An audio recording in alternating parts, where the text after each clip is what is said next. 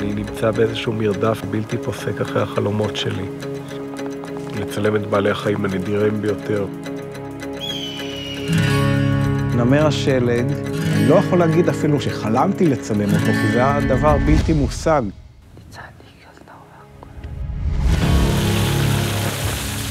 אבא במונגוליה. מסוכן, זה מפחיד, אני לא יודע אם תשמור ממני. Guys, quick! הוא עשה טעות, מאוד קשה.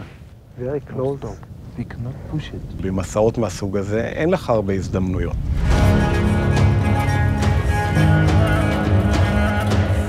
מאז שליאת נפטרה, דאגתי להיות עסוק, שאני לא אשבר.